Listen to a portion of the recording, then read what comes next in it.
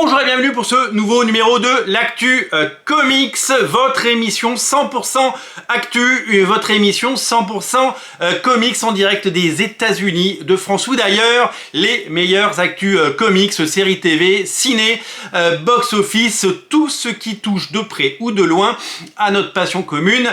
Les comics. Nous allons aujourd'hui parler d'Angoulême et du palmarès avec beaucoup de comics, mais nous allons surtout parler de Panini avec des annonces que nous avons pu glaner dans le dernier podcast de First Print, l'émission de Comics Blog. Je ne sais pas si vous l'écoutez, si vous ne l'avez pas écouté, nous allons débriefer les meilleures annonces faites dans ce podcast où Arnaud Tomassini a pu interviewer Jean-François Schmitt, le directeur éditorial publishing de Panini Comics. C'est une première parce que il ne s'était jamais vraiment rencontré officiellement dans un podcast et donc le lien a l'air d'être fait, tant mieux. Et donc je tiens à remercier évidemment First Print pour le travail qu'ils font et de nous fournir des informations de qualité, notamment à travers cette dernière émission. Beaucoup de news Panini et énormément d'explications, et c'est vrai que Panini a repris la main sur sa communication depuis quelques mois, puisque pendant longtemps, non seulement ils ne communiquaient pas à destination du public, mais qu'ils ne communiquaient pas, ils n'expliquaient pas leur travail. Du coup, ça a créé énormément de tensions, énormément de frustration de la part des clients et des lecteurs, et ça a surtout laissé courir des fausses idées, des fausses rumeurs. Et c'est vrai que depuis l'arrivée de Jean-François Schmitt à son poste, c'est en train de se fluidifier, ils sont en train de changer. Et c'est vrai que le changement se voit au niveau éditorial et le changement se voit au niveau de la communication, et ça, il faut le souligner.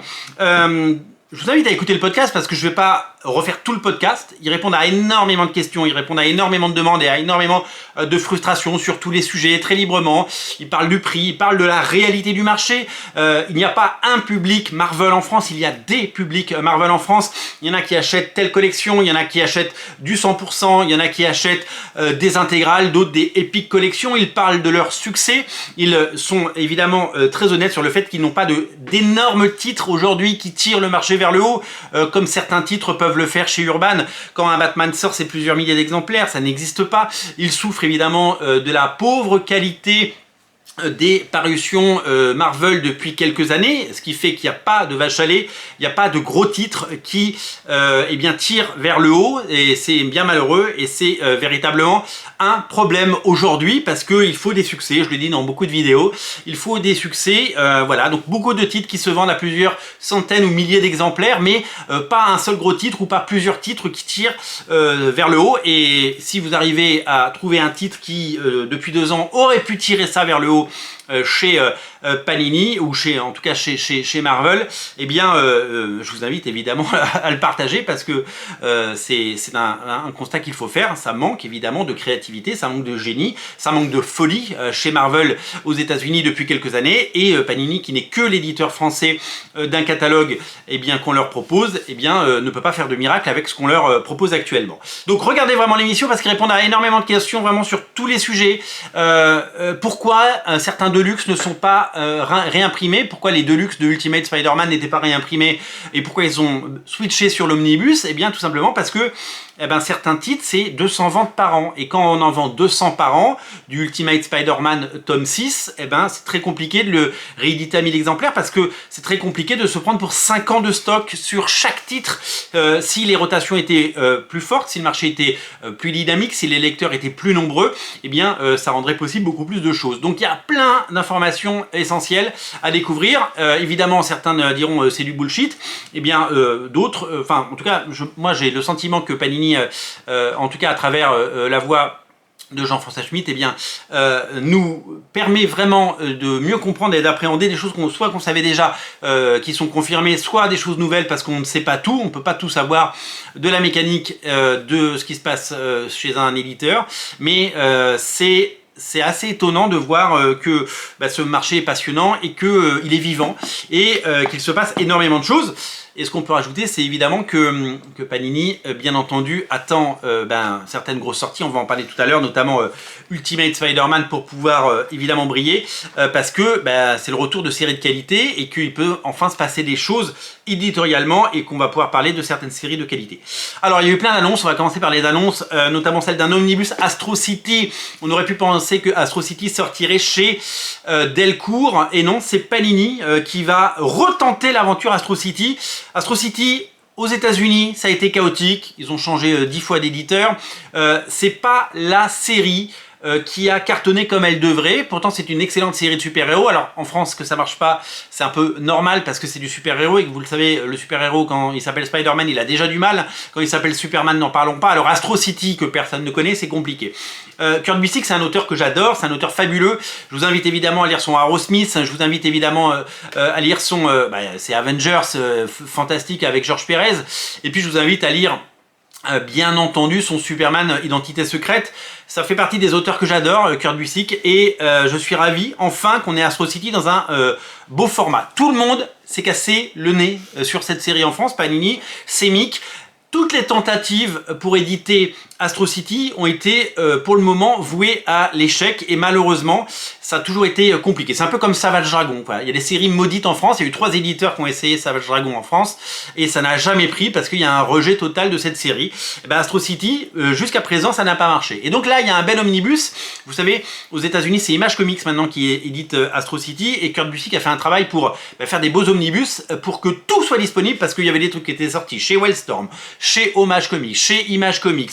Je me demande s'il n'y en a pas eu un peu chez Dark Horse. Enfin, il y en a eu partout. Et aujourd'hui, en plus, ça a été une succession de mini-séries. Donc, pour tout bien remettre dans l'ordre, contextualiser, nous montrer des choses inédites, avec peut-être des histoires courtes que vous ne connaissez pas, et surtout plein d'inédits en France, parce que tout n'a pas été édité en France, eh bien, ça va sortir en omnibus d'ici la fin de l'année, et ça va faire plaisir. À propos d'omnibus, excellente nouvelle, puisque le New Avengers tome 2 est enfin déjà annoncé, et oui, après de longs mois d'attente, il va sortir. Alors, évidemment, Panini a souhaité faire taire les rumeurs comme quoi il ne sortirait jamais, parce que comme il n'a pas été annoncé à l'occasion des dernières big news, eh bien, tout le monde a spéculé sur le fait que Panini ne les sortait pas et que Panini avait planté tout le monde.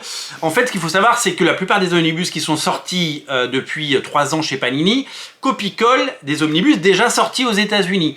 Il y a eu un cas spécifique, c'était Ultimate Spider-Man, où aux États-Unis il y avait eu un seul omnibus Ultimate Spider-Man, et c'est Panini France qui a décidé de sortir les Ultimate Spider-Man tome 2, tome 3, alors qu'ils n'existaient pas aux États-Unis.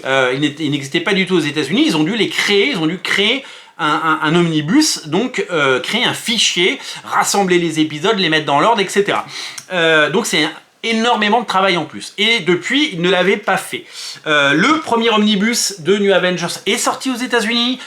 Sa version française que j'ai dans les mains, c'est la copie identique, mais le volume 2 n'est pas sorti aux États-Unis.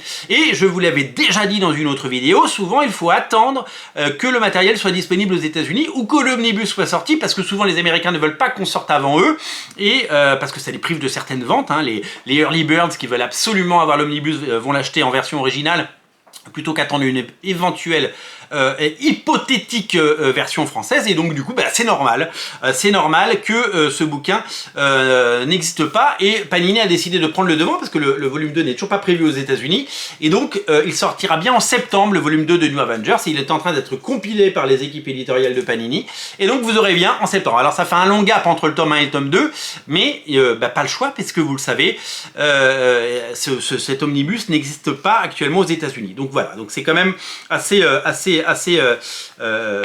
précis et très honnête et très transparent de la part de Panini de nous donner ça. Ils ont également annoncé que la série Gods de Jonathan Hickman sortirait donc enfin, et Valerio Chitti au dessin bien sûr, donc en intégrale en 100%, mais pas que, puisque cette série mérite évidemment le meilleur, et cette série sortira certainement dans une autre collection. Alors on peut imaginer que ce sera la très belle collection d'eau toilée. Il y a, vous savez, des titres qui viennent de sortir dans cette collection, notamment le Doctor Strange de Trade Moore, ou magnifique Daredevil Echo, Vision Quest. Donc il y a quand même des choses hyper intéressantes qui sont sorties de ce point de vue-là. Donc on risque d'avoir deux éditions, une 100% assez abordable et une un petit peu plus prestige, un peu plus chère, mais tellement jolie. Autre info qu'il ne faut pas rater, c'est qu'on a enfin des nouvelles. La confirmation de la sortie en France de Ultimate Spider-Man à partir de septembre. Donc on aurait pu penser que ce soit dès cet été. Alors il faut savoir qu'aux États-Unis il y a un seul épisode qui est disponible et que les autres séries Ultimate X-Men et Ultimate Black Panther ne sont pas encore sorties. Quel est le meilleur moyen de publier cette série? Ils auraient pu attendre d'avoir 5 ou 6 numéros de Ultimate Spider-Man pour nous faire un 100%. Donc a priori ça n'est pas la solution retenue. Ils auraient pu faire comme en Espagne, vous le savez, j'étais à Barcelone ce week-end pour le boulot et donc je suis allé chez Norma Comics et je vous ai montré ce format de comics compris entre 2 €, 2,50 € pour les offres de lancement et plutôt 4, 5, 6 €, ça dépend du nombre de pages, et donc ils reprennent le format américain en souple avec une couverture semi-rigide qui brille et qui est jolie. Je vous ai montré Daredevil numéro 1 ou Captain America numéro 1 dans cette collection, c'est des petits prix. Et je trouve que le système de distribution est totalement différent en Espagne. Par exemple, il n'y a pas de retour en Espagne, c'est-à-dire que il n'y a pas de risque de se taper 90% de la production en retour pour l'éditeur.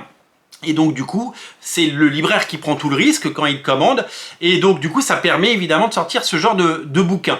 Et donc en France c'est pas la même chose, ils ont déjà essayé de relancer dans le fascicule, et je vous invite évidemment à écouter le podcast First Print pour parler, entendre Jean-François Schmitt et de Panini parler du kiosque, et pourquoi le kiosque n'existe plus et pourquoi le kiosque n'est plus possible.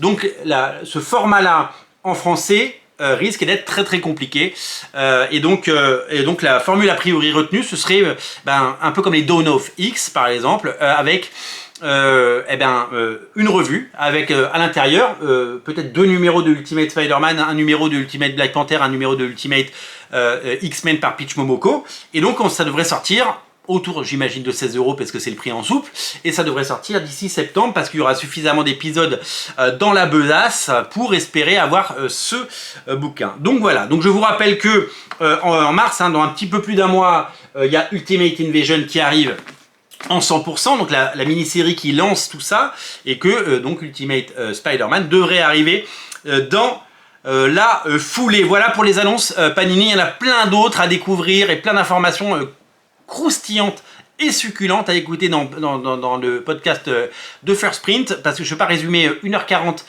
de podcast en 12 minutes, mais en tout cas il y a énormément de choses, je vous invite à le faire. Donc Omnibus Astro City, second Omnibus New Avengers, Gods et Ultimate Spider-Man, voilà des choses intéressantes, et donc les prochaines big news devraient arriver très très vite. Nous devrions les avoir très prochainement. Du côté d'Angoulême, eh bien ça y est, on connaît tout le palmarès. Alors je ne vais pas vous lister tout le palmarès, on va juste parler de bande dessinée anglo-saxonne et de comics, parce qu'on l'a dit, c'est Posy Simmons qui est Grand Prix de la ville d'Angoulême. L'autrice de Tamara Druy qui avait été adaptée en film, et de Gemma Bovary qui avait été adaptée en film, eh bien, a remporté ce prix. Donc ce sera elle la présidente l'année prochaine, et c'est elle qui fera l'affiche. Elle succède à Riyad Satouf. Et du côté des récompenses, eh bien, il y a eu 3 récompenses hyper intéressantes. D'abord le Fauve d'Or, la grande timbale, la Palme d'Or, le Fauve d'Or. Eh bien c'est Monica de Daniel Klaus qui l'a remporté. Ça vient de sortir chez Delcourt, et donc c'est auréolé d'un Fauve d'Or, et donc ce titre va évidemment être mis en avant, et je pense que un beau destin s'offre à lui. Donc c'est vraiment vraiment formidable, et on se réjouit parce que Daniel Klaus est toujours assez fascinant. Et il y a 2 autres titres qui ont remporté des prix, notamment Nice House on the Lake qui remporte le prix de la série. Donc déjà que c'était un succès à plus de 30 000 exemplaires, là ça y est, c'est parti, ça va monter encore plus haut, et Urban va évidemment mettre en avant ce prix pour pouvoir promouvoir le titre, et les libraires feront pareil, et normalement la belle histoire devrait continuer. Et Frontier qui, après avoir reçu le prix Landerneau il y a quelques semaines, reçoit le prix Ecofauve. Alors je ne sais pas ce que c'est que le prix Ecofauve, mais en tout cas c'est un prix et c'est une mise en avant et c'est de la lumière pour une bande dessinée et ça c'est tant mieux. Encore un succès pour le label 619. Je crois qu'on a plus de 40 000 exemplaires hein, de Frontier, c'est un véritable succès déjà. De librairie et comme souvent avec le label 619 eh bien, il se passe quelque chose et on se réjouit et on est ravis. Bravo pour ce prix qui évidemment eh bien, fait chaud au cœur et qui évidemment fait plaisir à son auteur Guillaume Singelin. Voilà pour les prix. Dernière info avant de se quitter, le Paris Fan Festival a annoncer un nouvel auteur, et ça c'est un auteur que j'adore, c'est Rafa Sandoval. Le Rafa Sandoval, un dessinateur que j'adore, notamment sur une série publiée dans le Ultimate Spider-Man Companion Compendium. Il avait dessiné le Ultimate Enemy, vous le savez, de Brian Michael Bendis. Et moi c'est un auteur que j'ai toujours adoré, qui mérite évidemment tout le succès qu'il a et qui mériterait même encore plus de succès et encore plus de visibilité. On sera ravis de le croiser dans les allées et dans l'artiste allée du Paris Fan Festival 2024. Encore une belle prise pour ce salon. On se régale. Voilà pour les actus du jour. On se reparle très bientôt avec plein d'autres actus. N'hésitez pas à laisser un commentaire, un pouce en l'air. N'hésitez pas évidemment à partager cette émission et si vous le souhaitez, eh bien on a un compte Tipeee dans lequel vous pouvez nous retrouver et dans lequel vous pouvez mettre quelques euros pour soutenir la chaîne et son contenu. Salut!